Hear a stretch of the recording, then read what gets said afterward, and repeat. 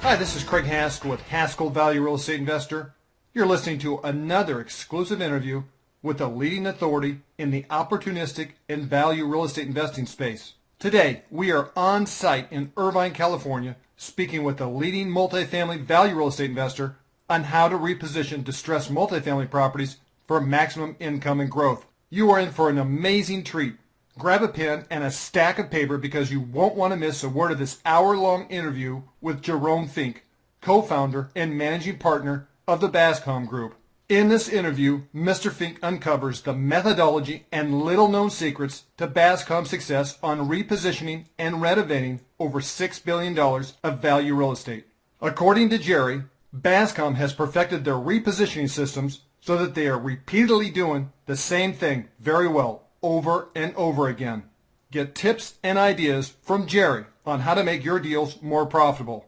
You will learn in this interview the inside details on why the Bascom Group is uniquely different from their competition, the 5 keys to Bascom's success, new ideas and strategies on how to find the best value opportunities, the one strategy that was the turning point to Bascom's explosive growth, what capital improvement items generate the biggest rent increases, how long it takes to turn around and stabilize a property reposition, the big lessons learned from doing 199 property renovations, property operational value-add strategies that increase performance, the top concerns investors have in today's environment and what to include in your deals, how Bascom structures their partnerships with equity investors, the 6 biggest success traits value investors must have.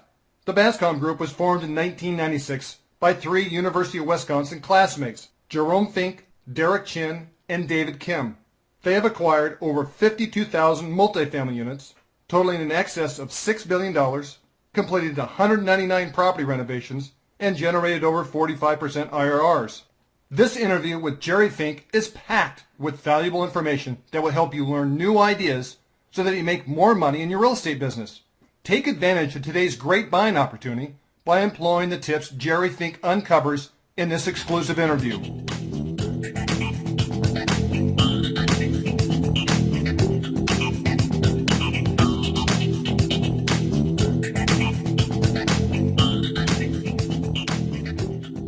All right, Jerry, thank you for joining us. Appreciate it. Tell us about your company, the Bascom Group.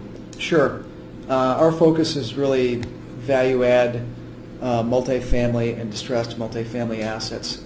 And they're apartments that we can acquire at significant discounts to replacement cost, where we can add our operational expertise to lower expenses, improve revenue, and improve the quality of the asset, and with the goal to make a internal rate of return in a high teens over a 5-year hold to our investors.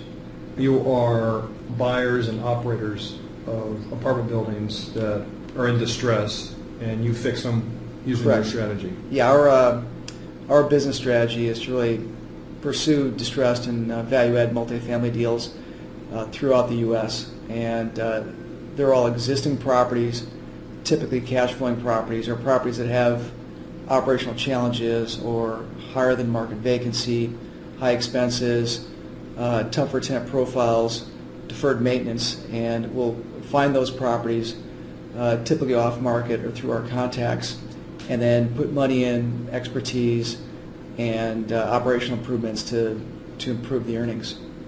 How'd you get started in the business? We got started in 1996, and my 2 partners are David Kim and Derek Chen. We all went to school at the University of Wisconsin together, all went to the real estate program there. We're classmates, project mates on various properties, pursued different career paths with institutional investors, and then after 5 years of working in the institutional world, put together a business plan where our goal was to acquire only 500 units in Orange County. And we saw the opportunity back in 1995-96 when California had gone through another down cycle. There was a tremendous amount of foreclosures, distressed assets, and so David Kim and I put together a business plan, presented to Derek Chen, another one of our classmates, and formed the Bascom Group, which is named after Bascom Hill in the University of Wisconsin. So formed our company with fairly modest intentions to only acquire 500 units. Our first deal was a 58-unit property, $2 million. It was a home savings foreclosure. We bought it, raised the equity, painted it, improved the interiors, landscaping, repositioned it, sold it for a pretty significant profit. And then we just took that success and continued to buy more properties throughout Orange County, and then eventually expanded into San Diego, Inland Empire, LA County, Seattle, Northwest, San Francisco, opened up an office in Arizona and an office in Texas as well. And then just grew our company over the years by bringing in additional people and expanding with regional offices. And we typically would go to markets where we would see distressed economies or fundamentals. And that's where we've had the most success, is really being a contrarian buyer in down markets. And so all these markets have gone through different cycles at different points in the time. And as they've bottomed, we've generally ramped up and gone to certain markets and been very active buyers and reposition experts in. So you buy the markets first. They have to have distress. Sure. And then look for opportunities. Yes. We focus on markets that are good markets, meaning they're desirable areas, that they've got long-term population and job growth prospects. And our goal really is to pursue those markets where they're places that people want to be, they want to live there, they've got good school systems, good job creators, but they're in a down cycle where they may have had a tech economy issue or they've had some kind of national economy problem, but it's a cycle problem, it's not a long-term issue. And so we'll look for those distressed markets, and we try to find those markets where the existing sellers are interested in selling because they've been so beaten up by the downturn, where we can come in with new capital, a new business plan, and reposition those properties. Maxwell Grover has a similar philosophy. Sure. Let's get to the markets that are having problems and then find opportunities. Correct, yeah. And so you're exactly right, which is, we like to find problem markets that are long-term, fundamentally good markets, and those problems will create distressed opportunities just because of the overall trends that are happening. They're negative. So you're right, we do pursue distressed markets first and then find the property second. You've had a lot of success pretty quick. Do you have any mentors or people that kind of helped you along the way? Sure. I think we have got a number of mentors, and Kerry Vandell, he's at the UC Irvine currently. He was our professor at the University of Wisconsin-Madison. James Grasskamp was a legendary but legendary professor at the University of Wisconsin, and was very influential on our program. Richard Green, he's currently at USC, was also a professor of ours at Wisconsin. So all three of those have had a significant influence in that, they were the basis for our education, schooling, and also the University of Wisconsin-Madison. It's the networking that brought us together. Bascom has had tremendous success. Your company was formed in 1996. You were in your mid-20s. Late 20s, early 30s. Late 20s, early 30s. You've had amazing success. Can you kind of give us an idea of, from beginning to end, over that time period from 1996 to right now, you've basically done $6 billion of business and been very successful. Sure. Correct, yeah. I think it was a function of doing the same thing repeatedly very well. And we've tried to turn our business into a merchant building of value-add and distressed repositions. And my partner Dave Kim, who handles the operational renovation aspect of our company, has done an excellent job of really finding ways to quickly assemble great teams to manage the properties, to reposition, and to increase earnings.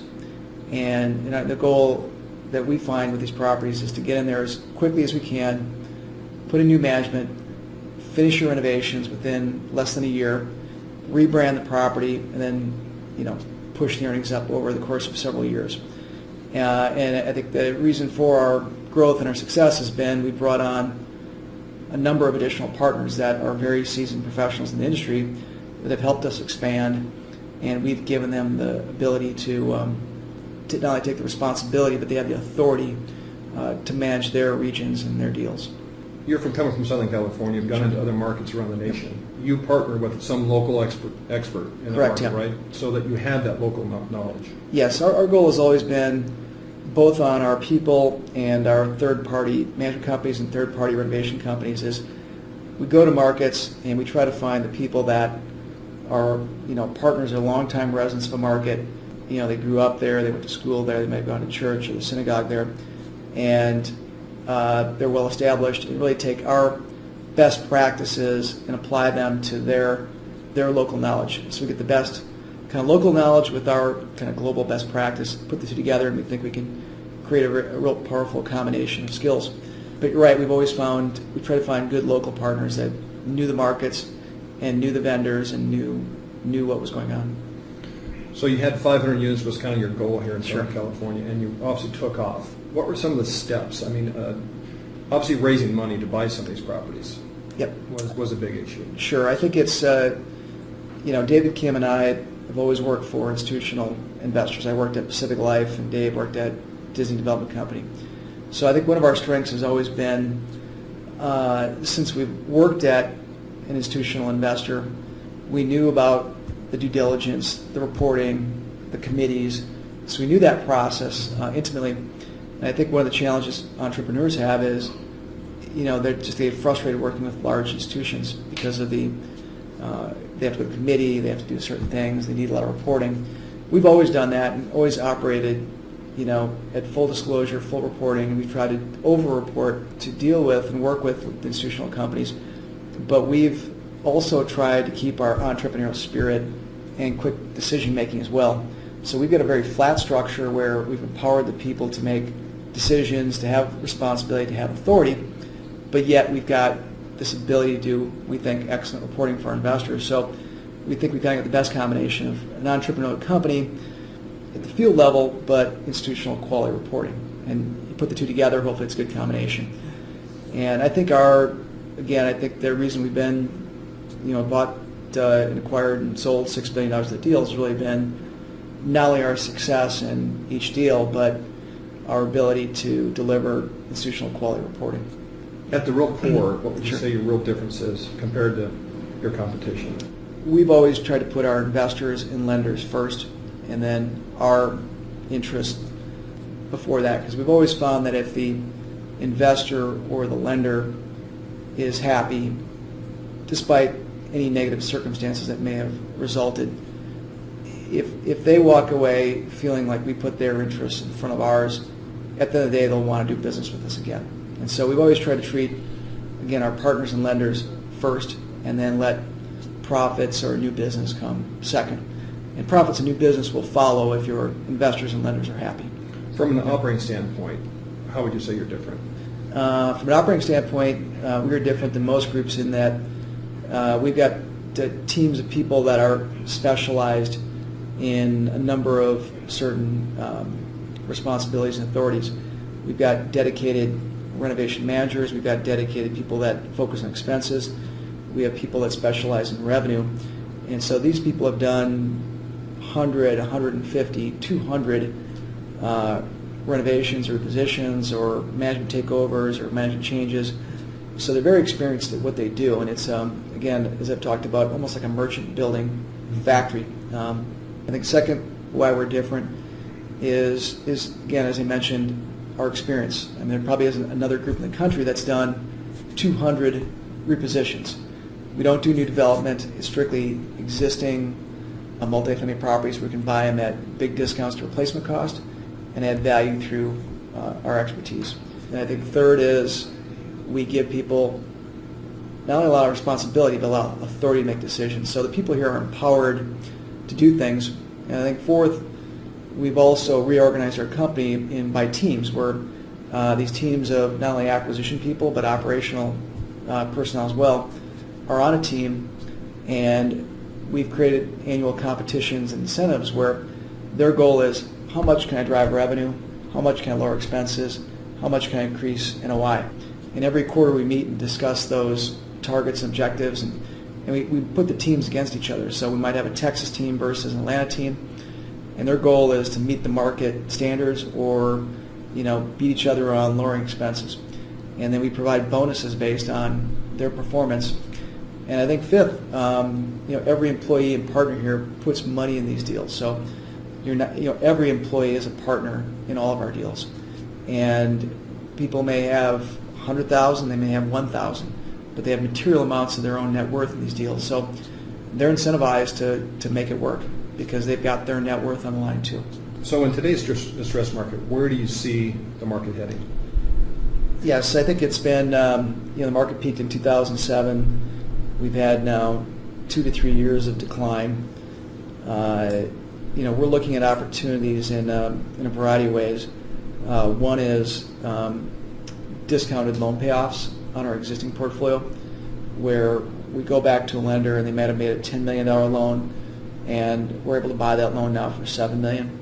We're looking at acquiring non-performing and performing loans on multifamily properties, where we can buy a loan on somebody else's property and either restructure that loan or foreclose and own the asset. So we're looking at a lot of loan purchases and discounted loan payoffs. There also is an increased pickup in foreclosures. And banks the past 2 years have been doing a lot of extending and pretending, giving borrowers 1 to 2 to 3 year loan extensions for very minimal amounts of money. Now that the banks are healthy now, or some of the big banks are healthy, the attitude has shifted where lenders now are getting tougher. They're asking for bigger pay downs, and they're more interested in kind of permanent fixes if you're going to offer money.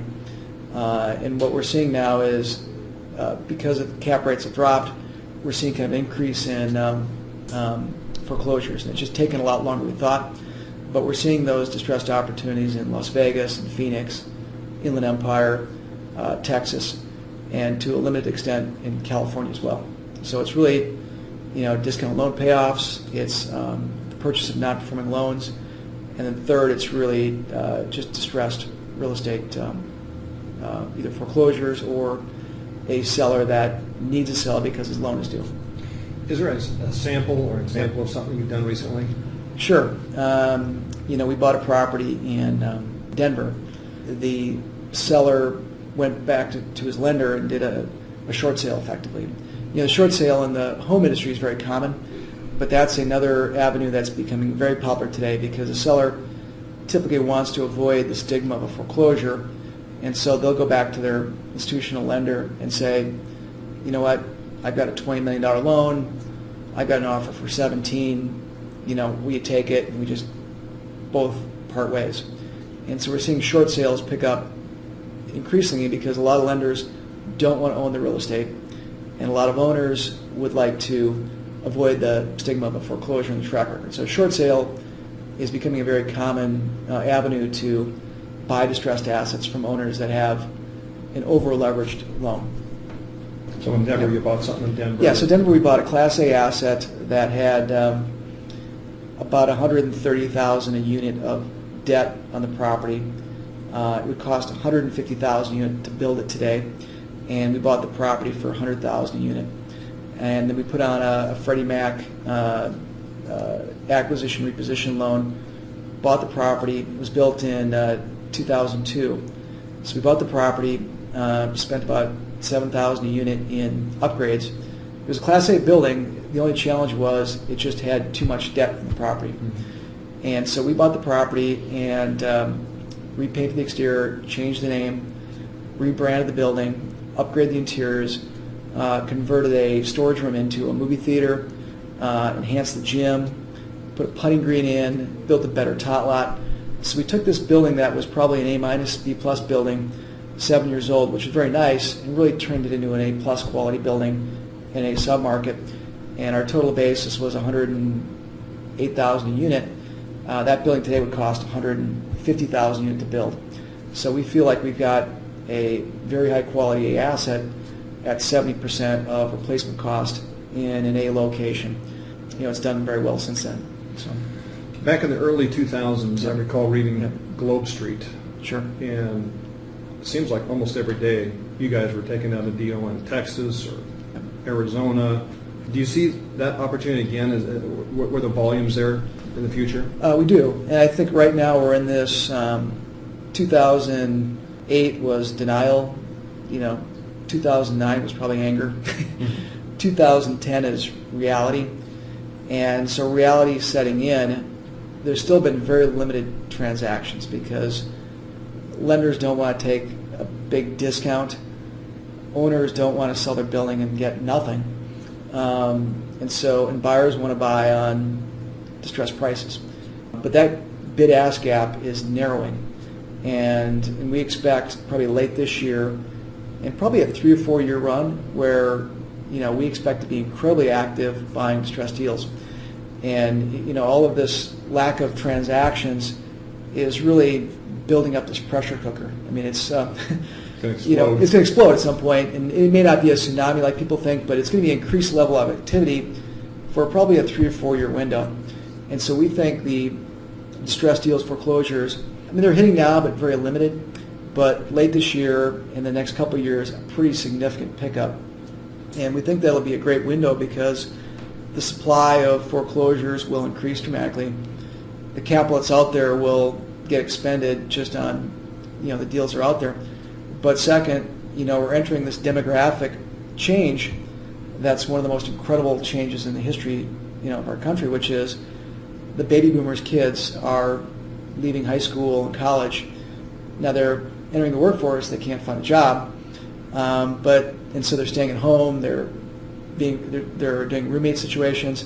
That supply is even bigger than the baby boomer bubble that went through. So we're seeing a bigger bubble come through the system, yet all of the new construction has stopped. Yeah. And so new construction has stopped because you can't get financing. And this demand is starting to hit, this bubble that's coming through the pig kind of through the python is coming through at the perfect time.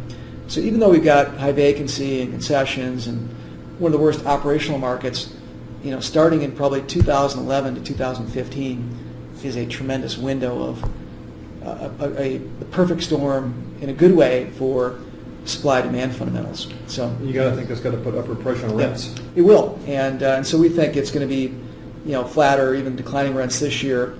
Next year, flat or slight positive, and then a run where we think we'll see anywhere from 3 to 5 to 8 to 10% rent increases, and that's on gross rents. We think with declining concessions, improved delinquency, and other economic vacancy factors, you're going to see pretty significant revenue increases over a 4 or 5 year window, and eventually they'll build new buildings and they'll meet that demand.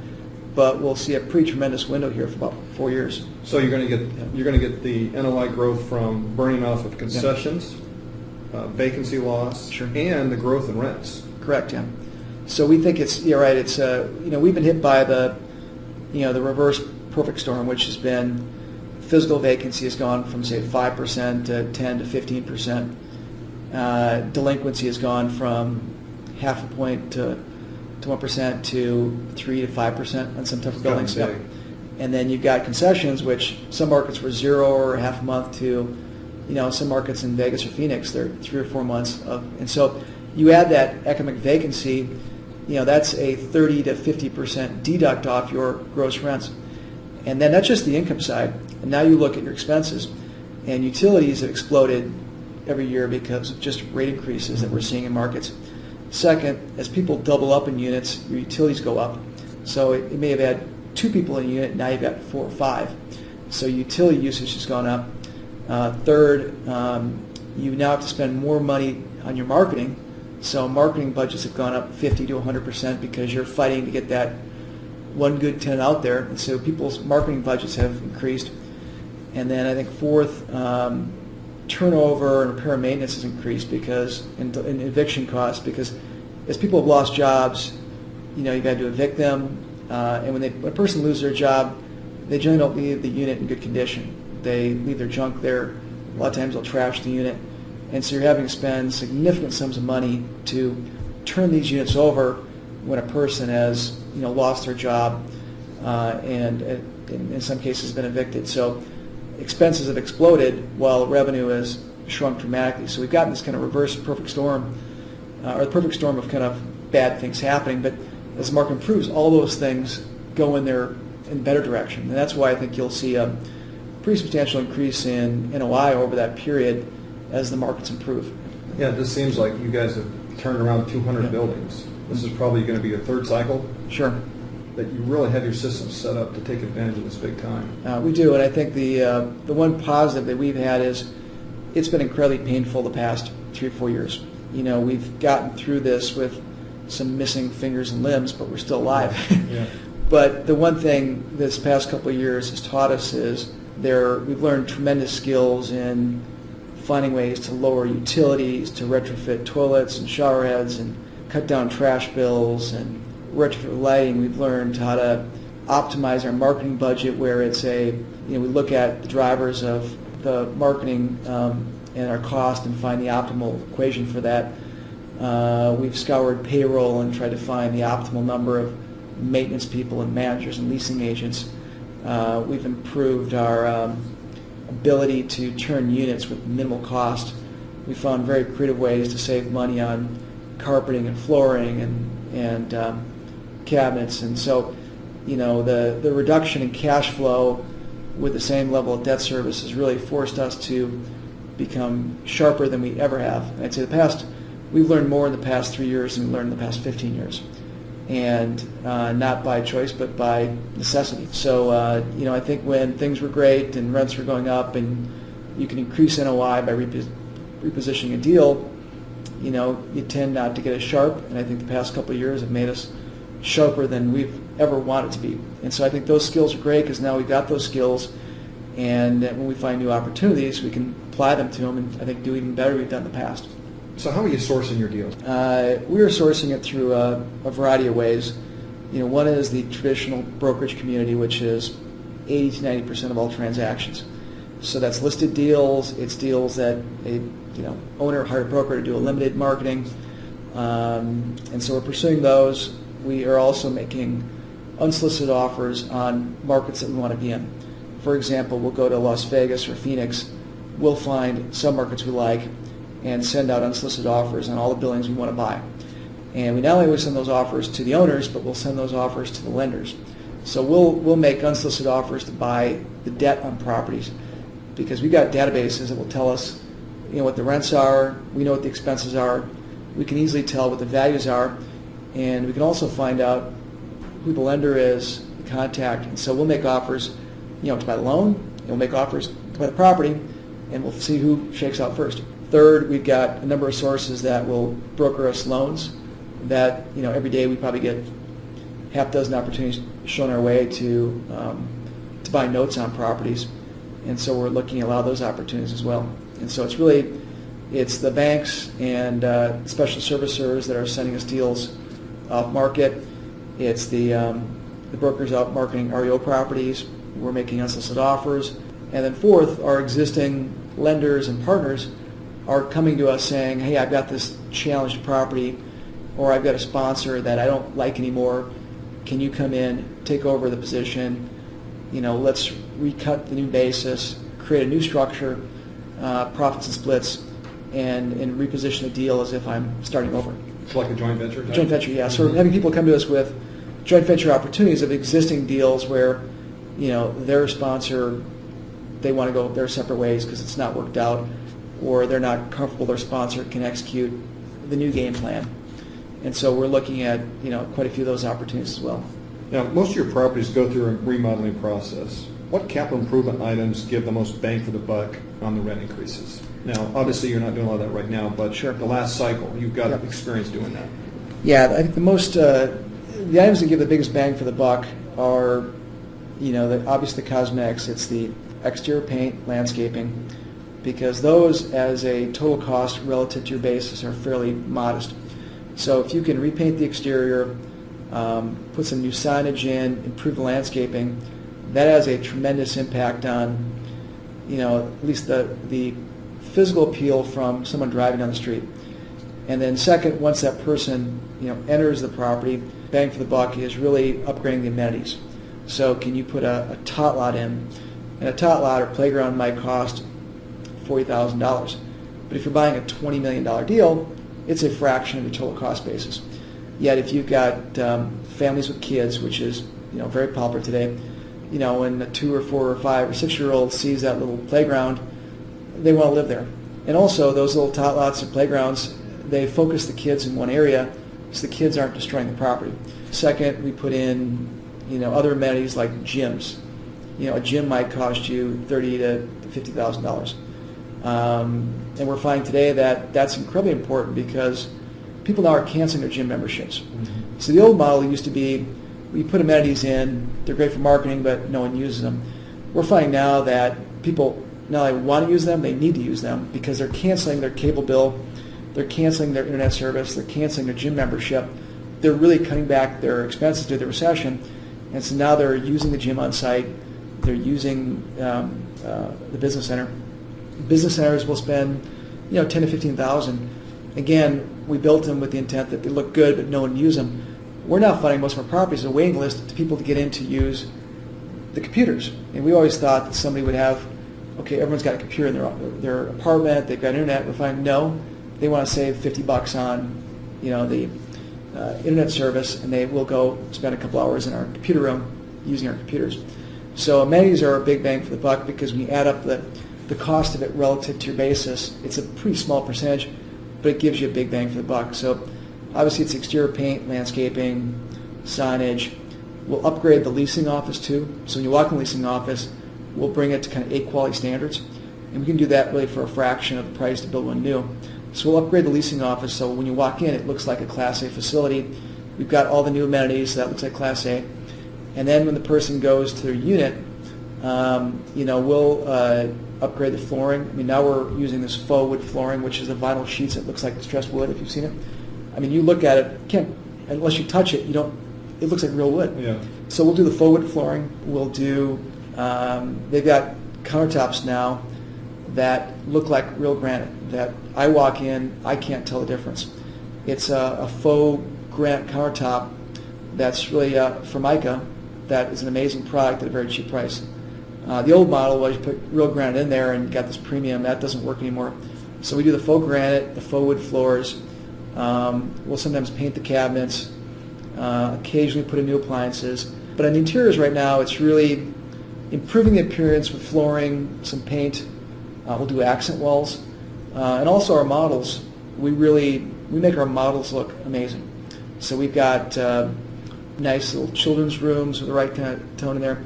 We'll put the flowers, the plants, the paintings on the wall, the nice scents in there, the nice music. So we'll turn our models into really nice quality looking units. And we find that if we got the great exterior, we got the great leasing office with amenities, and they walk into these interiors and they've got an accent wall with the right decorations and the right appeal, we've really got a product that can outsell the competition.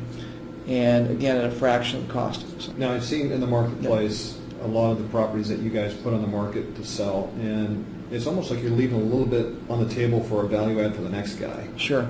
And it seems like the exteriors are done really well. Just some of the interior stuff, like the cabinets, for example, where you don't get the biggest bang for your buck, so you're leaving it for someone else. That, hey, we're going to come in here and put cabinets and raise rents. Is that part of your strategy when you sell? I mean, do you think about leaving some kind of value component there for someone else? Sure. I think the smart value add operator never does 100%.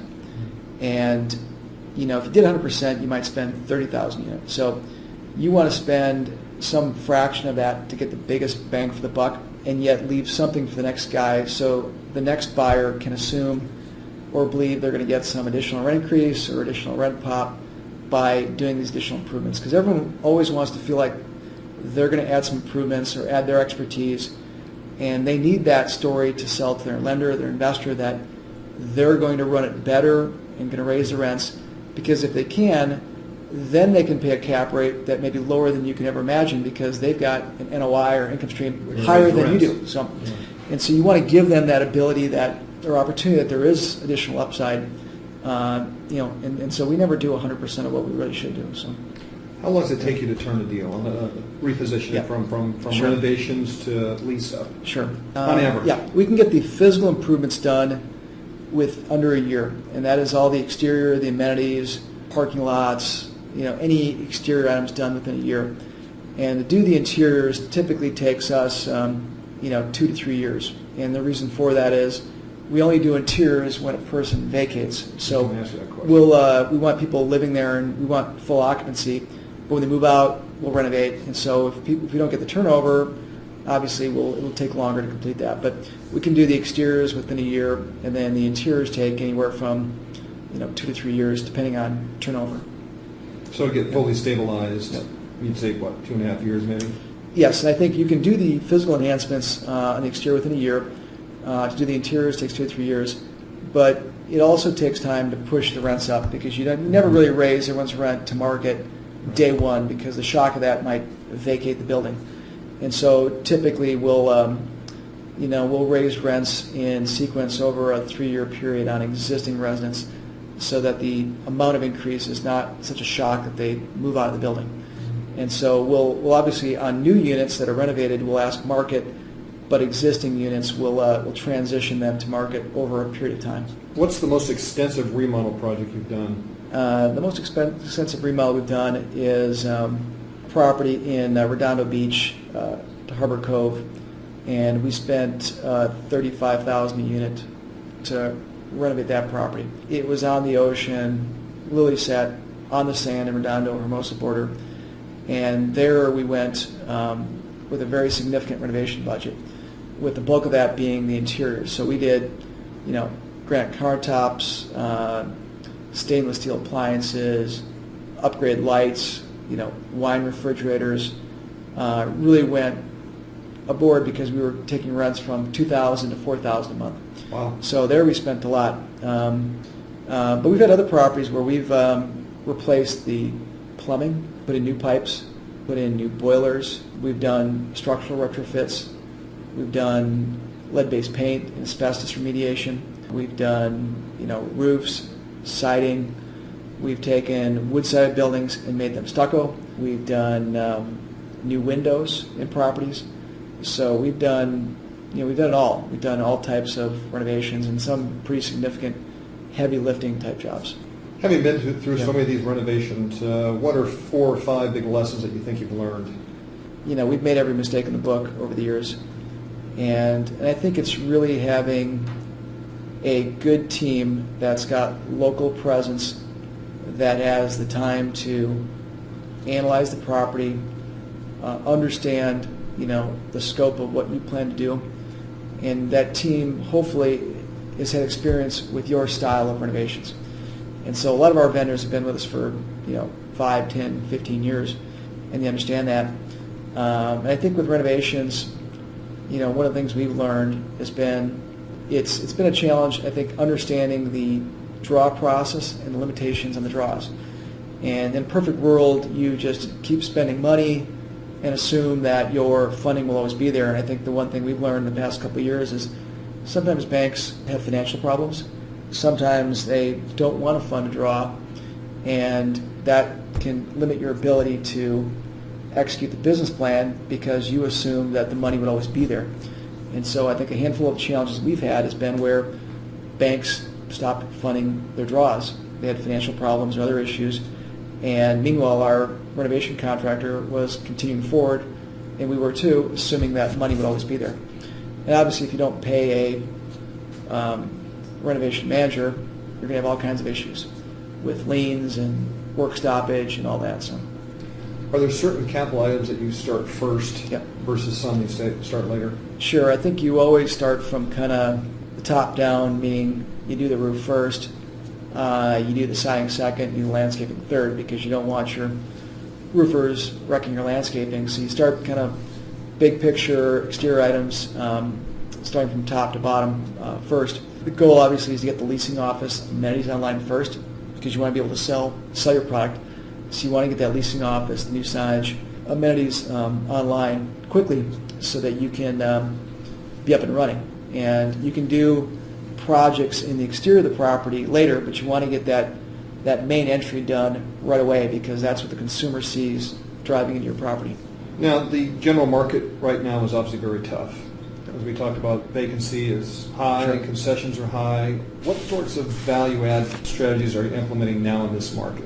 Yeah, we're out there looking at things that can bring us consumers and residents with that by spending very few dollars and that are good for the community. And that's kind of part of this triple bottom line program that we've developed, which is, Dave Kim years ago realized that we've got these huge leasing offices they've been renovated, they've got big clubhouse areas, they've got big meeting areas, they've got amenities.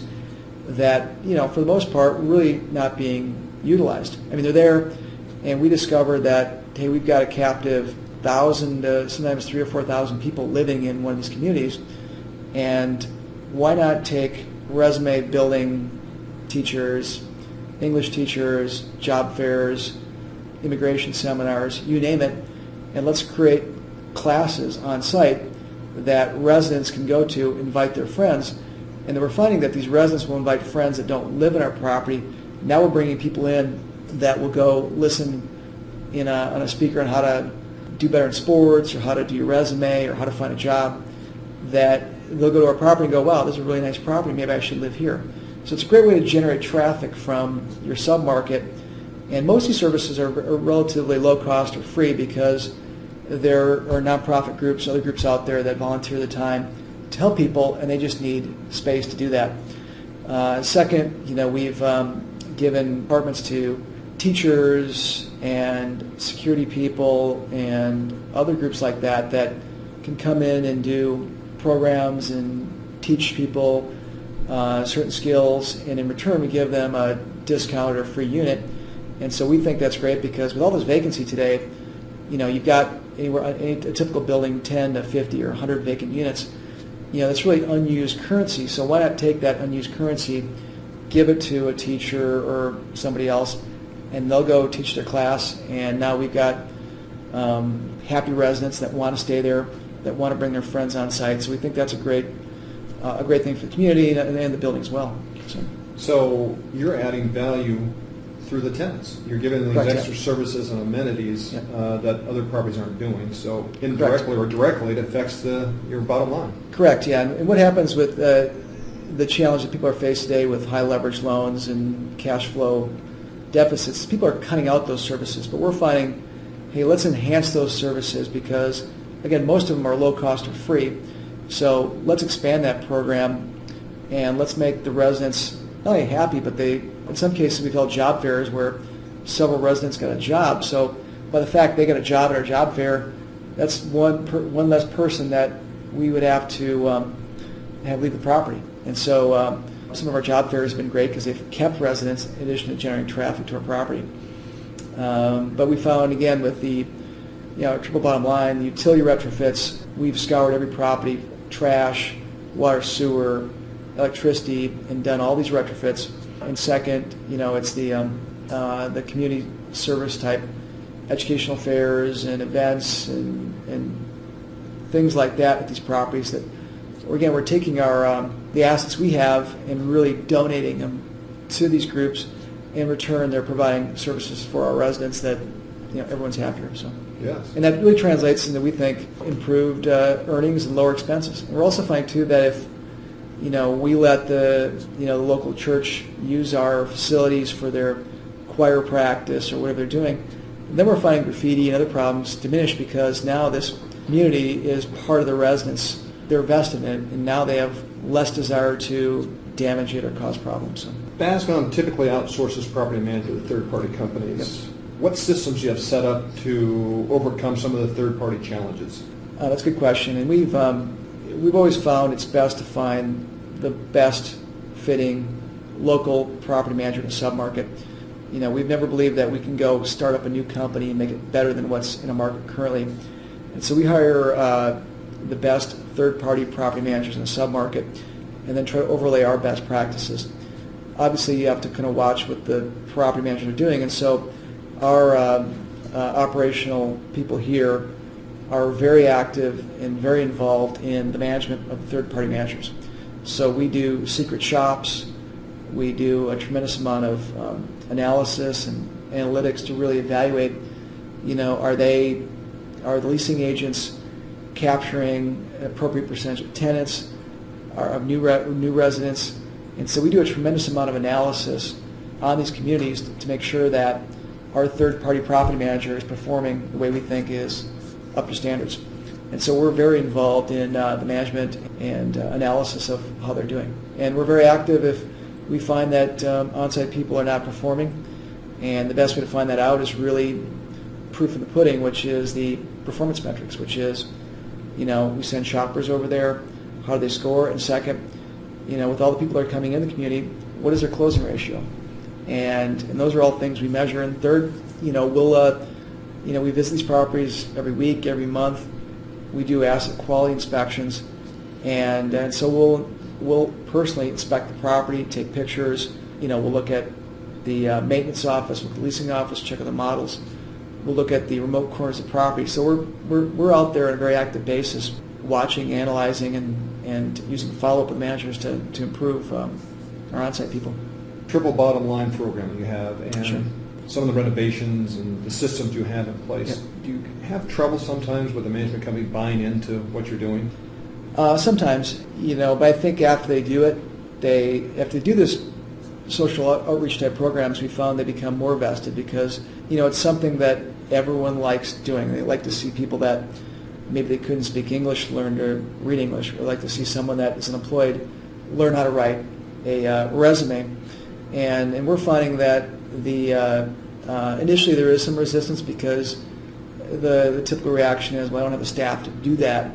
And so we've got people here that are dedicated to this program that can go to a property management company and kind of bring out our toolkit or tool chest of, here's the programs, here's how you implement those programs. And then once we finally implement them, let them take ownership and use them on their other communities. And I think also with the on-site people, when they see the success of these community outreach type programs, then we find that they want to work at our community versus the next guy or next owner who's not doing it. And so we found it not only helps the community, but the people that work there feel better, because there's been a shift in the U.S. maybe over the past 5 or 7 years where younger people now want to be involved, volunteering, doing this community thing, and that's a big sea change in our country, I think. Yes. So, yeah. Let me shift gears a little bit. Now, to fund your equity portion of the Sure. deals, what sorts of raising money activities are you engaged Sure. in? We've got two groups of money, and it's we've got either institutional programmatic joint ventures where institutions have allocated a certain amount of capital to us to pursue a platform or program of acquisitions. And then second, we've got a network of high net worth individuals that are looking for certain types of transactions. Right now it hasn't been a challenge of raising money necessarily. It's been more of finding enough good opportunities that are out there. So we're in this environment where there's plenty of capital, but we need more distressed deals. Yeah, there's more capital out there than there are deals. And it's deceptive because there's capital out there, but we really think it's a fraction of the overall problem.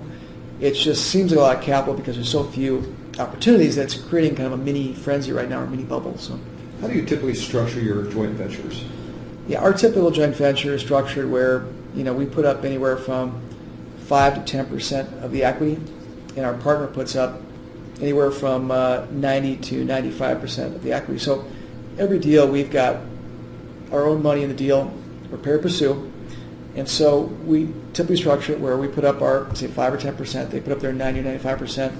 We have a minimum preferred return, anywhere from 6 to, say, 10%. After the preferred return is paid, then we go into a profit split mode, anywhere from 50-50 to 70-30 to 60-40, depending on the investor and the deal. And so it's really, we're side by side with the investor, and we only participate in the profits until the investor has had a return on their capital and a return of their capital. So we feel like we're aligned with our investor to really maximize the profit. And again, we only participate when they've got their money back and return on it. Yeah, it seems like you're really geared towards the back end because True, yeah. you're not really getting, you could take property management fees, you're not taking those. Sure. Our focus really is in the back end. And, we get paid after our investors have gotten paid. And that's how we've always done it, and it's worked out well in the past. And, I think we'll continue that going forward. You're talking to some investors. What are some of their concerns they're having right now about the real estate market? Sure. I think the concerns that investors have today is really, one is a lot of investors have unrealistic expectations of returns. A lot of groups want to earn 20% annual hours, 25%, 30% internal rates of return, and the opportunities out there today are not sufficient to give them those returns unless you're taking significant risk. And I think the other challenge investors have today is they want to buy Class A buildings and Class A locations. And there hasn't been much distress in the Class A asset, Class A location. Most of the distress has been in the B and C buildings and B and C locations. So most of the capital is chasing, this perfect opportunity that doesn't really exist. And more groups are figuring out that okay, well, I've got to lower my standards, I've got to lower my returns, change my thinking, because what I thought was going to be there 2 years ago doesn't exist or may never exist. I think investors are also concerned about how long this downturn lasts. We think it's going to recover next year, but there's no guarantee. We could slip into a multiple-year recession. We don't know. And so I think investors are they've changed their thinking where they don't want to be as much back-end focused. They want to be cash-on-cash driven, because if they have to go longer, they feel like they'll get a larger component of their return from cash distributions. And so they want to make sure those cash distributions can keep them going, while they're waiting for this back-end profit. Because if they can't get any current cash-on-cash returns and they have to wait 5 or 7 or 10 years, they might be disappointed. So. Well, what about the debt piece that gets put on? Sure. The loan to value. Yep. You think that's going to change? Loan to I value. know it has now, but Sure. to get the cash-on-cash returns. Sure. One of the challenges today is really, the biggest challenge is that people want to earn, mid to high single-digit cash-on-cash returns, which doesn't seem very difficult until you start looking at deals and you say, well, I'm going to buy properties anywhere from a 6 to 7.5 cap rate today. Well, my debt's going to cost me 6.5 to 7% mortgage constant, and when you run the math, you're really looking at 3 to 4 to 5% cash-on-cash returns. So the high single-digit cash-on-cash returns, they're very difficult to obtain today, with cap rates being in the 6 to 7.5% range, and borrowing money at 6 to 7%. So that's the biggest challenge that people are finding, is they're having a real difficulty getting those good cash-on-cash returns. So until we start to see some NOI growth, Yep. we're probably going to be... Well, and that's the other problem too, is people are so focused, or we're so driven by getting cash-on-cash now, because they realize they can't find it. Now they're becoming more back-end driven. So people are fearing that everything I did wrong last time, I'm already falling back in that same trap of, okay, well, I'm not going to get much cash flow, but I'm going to get in the back end. And that's just a function of cap rates and the market. And I think also people are worried that they may be missing out on this downturn, because cap rates have actually dropped 100 to 150 basis points since last year. So cap rates have gone down, values have gone up since last year, even though on an operational basis NOIs have gotten a little worse since last year. So we've got some weird dynamics, really due to the scarcity premium of deals out there and a lot of capital. Tell us about a real creative deal you did that Okay. turned out better than you thought. Sure. We bought a deal in Denver, and we assumed a fixed-rate HUD loan. It was built in 2000, so we assumed a loan, 85% leverage loan, and it was actually an above-market interest rate loan. And that particular deal was adjacent to a university in Denver, infill location. We improved the earnings. It's 98% leased now, and despite the recession, it's generating a 19% return on equity. So it's been a pleasant surprise, which is an exception. That's not the rule, and that's just due to the building and demand and so forth. So, was there ever a time, as you were going through this process, that things just really started to take off for you? I would say growth. I would say it was probably in the late 90s, early 2000 period. And that's when we expanded to the Northwest. We set up an office there. We brought on a partner, Brian Wirtz, and he brought additional staff with him. We set up an office in Phoenix, Arizona, and then 4 years ago we set up an office in Texas. So as we've added these regional offices, our platform has expanded, because now we've got, again, these regional offices that they've got their own teams of people and own skill sets in their markets. You're talking about expanding into other markets. Las Vegas Sure. is one you mentioned. Sure. Sounds like you might set an office up there as well. Probably won't set up an office in Las Vegas because it's a quick hour flight there. Okay. And the challenge with Las Vegas is it's not a very big market.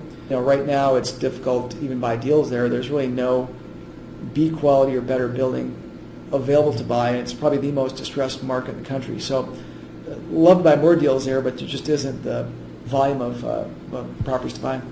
Who are some of your business or personal heroes and why?